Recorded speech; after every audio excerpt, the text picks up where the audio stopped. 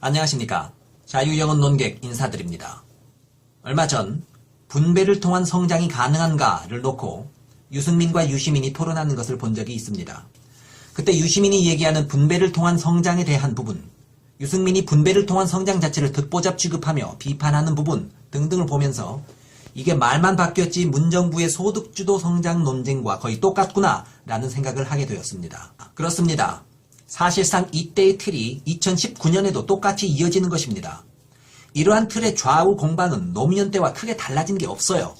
분배를 통한 성장을 전면에 내세워 토론했던 노무현 정부에 대해 보수정당은 똑같은 비판을 쏟아부었고 분배만 신경 쓰다가 나라의 성장 동력을 다 날려먹는다는 비판을 마구 쏟아냈습니다.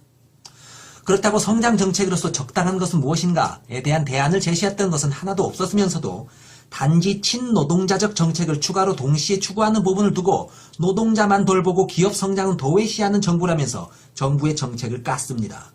오늘날 양상도 거의 똑같습니다. 소득주도 성장을 폐기해야 한다면서 그렇다면 내수 활성화를 위해 뾰족한 묘안은 무엇인가에 대한 답을 내진 못하고 있어요.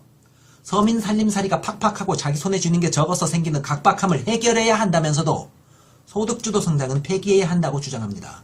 그렇다면 실질적으로 서민에게 직접 쥐어주는 부의 분배는 무엇으로 이룰 것인가에 대한 답은 전혀 내지 못하고 있어요.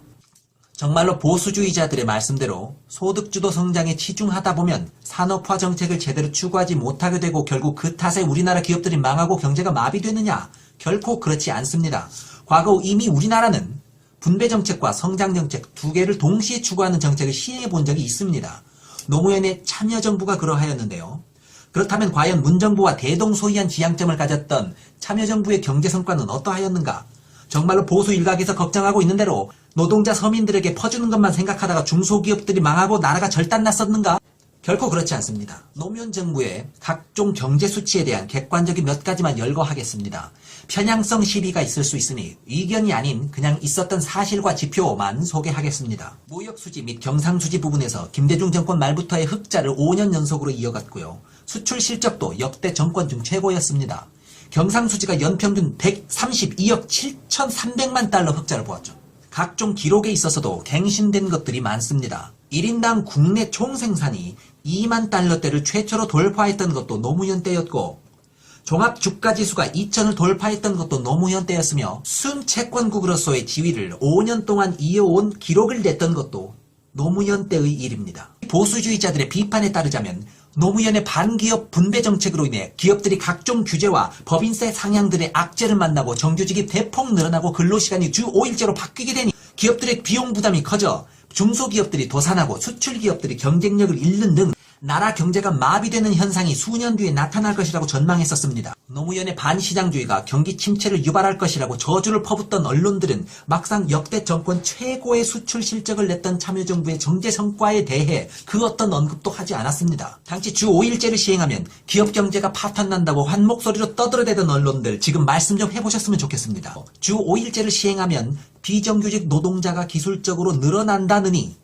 임금 조건이 악화되어 근로자들이 망한다느니 정말 주 5일제가 실시된 지 10수년이 지난 오늘날 주 5일제 때문에 경제 악화된 것 과연 느끼시나요? 하도 그렇게들 언론에서 떠들어대니 노무현 정부에 호의가 있던 저마저도 전문가들 예측인데 일리가 있는 것 아니야? 하는 생각이 들 정도로 지속적으로 불안 메시지를 대량으로 주입하였습니다. 이회창 후보도 16대 총선에서 주 5일제를 공약했었는데 이회창 후보가 주 5일제를 주장했을 때는 그것이 올바른 서민정책이라느니 하는 식으로 미화하는 기사를 쓰다가 막상 노무현이 주 5일제 공약을 실현시키니까 없었던 부작용들에 대해 연일 폭격을 쏟아붓던 당시 보수 언론지들의 모습은 홍준표, 안철수가 최저시급 10,000원을 얘기했을 때는 부작용 얘기를 전혀 안 타가 막상 문재인이 최저시급 공약을 실현시키려 하니 일제히 들고 일어서서 융단 폭격을 하고 있는 지금의 상황과 너무도 똑같습니다. 문재인 정부 들어 2018년 10월 경상수지가 사상 최대 수출에 힘입어 80개월 연속 흑자를 기록했을 때 그 부분을 알리는 언론은 많지 않았죠. 굳건한 한국 경제의 수출 기조가 계속되고 또한 더욱 강화되는 상황에서도 모두들 최저임금 인상 광풍이 한국 경제 말아먹으리라는 저주를 어떻게 그럴싸하게 포장하여 대중들에게 주입할까만 골몰하고 있었던 터라 그 부분은 강조하려는 언론이 거의 없었습니다. 경향신문 정도에서만 겨우 확인하고 있을 정도네요. 경상수지에서 이 정도 흑자를 낼 만큼 적어도 수출 경제는 순풍인데 그렇다면 왜 다수의 민중들에게 경제 폭망 프레임이 먹힐까? 민중들은 그냥 언론의 말이라면 다 믿어버리니까?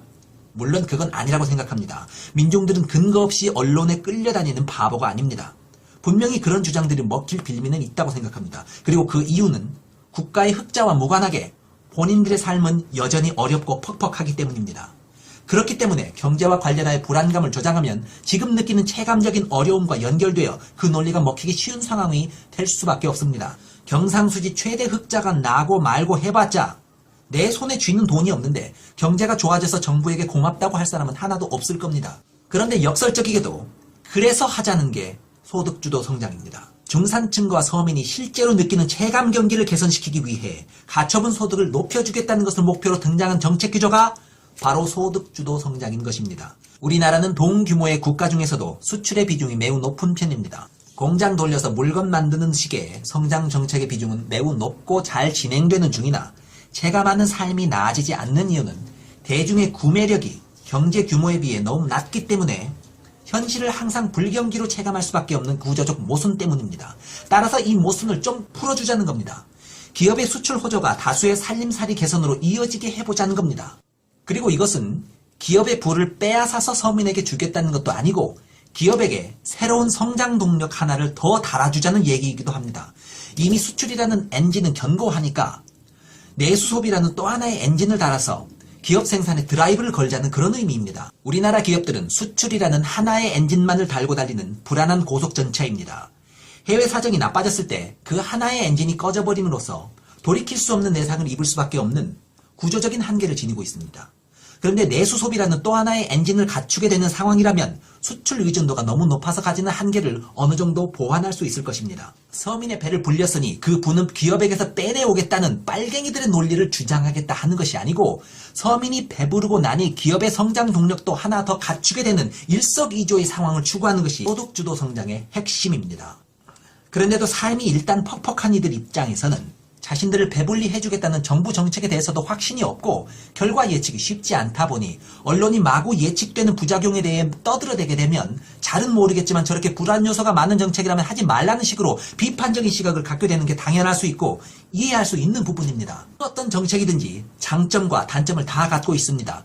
최저시급 인상으로 기업의 생산 단가가 올라가서 물가가 오른다든지 해고가 많아져서 실업자가 늘어난다든지 비용이 높아져서 소상공인들에게 부담이 된다든지 하는 등의 현상은 일부에서는 실제로 나올 수도 있는 현상일 것입니다. 예전에 주 5일제 시행으로 기업의 생산성이 낮아져서 납품 기일을 못 맞춘다든지 일요일까지 돌려야 하는 공장은 인부를 더 써야 하니 기업하는 사람 입장에서 비용이 더 들어서 도산하게 된다든지 하는 등의 부작용도 실제 일부에서는 현실화된 경우도 있긴 할 것입니다. 그러나 사회 전체적인 결과는 어떠하였습니까? 주 5일제 시행에서 나라 경제 파탄하지 않았습니다. 중소기업의 다수가 도산하는 일은 결코 생기지 않았었고요. 급여 상승이 막혀서 노동자들 삶이 어려워졌던 것도 딱히 아니었습니다. 개별 사례에서나 가능했던 예측들을 가지고 무조건 시행하면 나라가 망할 것처럼 떠들어댔던 것은 정부 정책에 대한 발목 잡기에 지나지 않았던 것이 현실로 드러났습니다. 노무현 시절의 주 5일제 논란과 현 문재인 정부의 최저시급 논란을 같은 틀로 인식하고 있는 입장으로서 개별적 사례에 있어서는 보수 언론이 우려하는 여러 부작용들이 현실화되는 사례가 존재할 수 있다고도 봅니다. 그러나 전체적으로 그로 인해 국가의 경제 기반이 흔들릴 만큼의 부작용이 생겨 경제가 마비되거나 성장이 정체되거나 하는 일은 결코 벌어지지 않을 것으로 저는 확신하고 있습니다. 노무현 시절의 경우 분배를 통한 성장을 추구했던 정책은 국민들의 지지를 얻지 못했었습니다. 현재 문재인 정부가 소득주도 성장을 내세우면서 오히려 국민들의 지지가 떨어지는 현상과 오버랩됩니다. 그러나 지나놓고 본 노무현 정부의 경제지표는 결코 성장을 도외시했다고 볼 수 없을 정도로 수출과 흑자, 국민소득 신장 모든 부분에서 양호했었죠. 역사는 반복됩니다.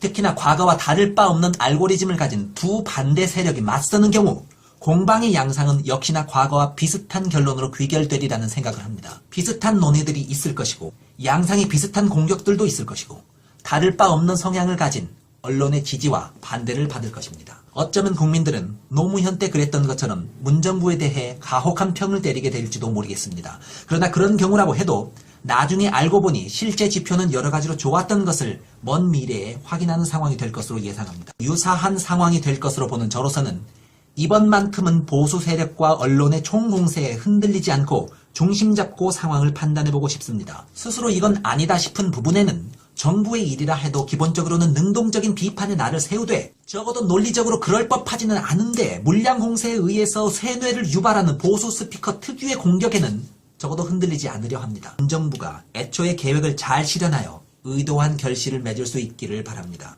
감사합니다.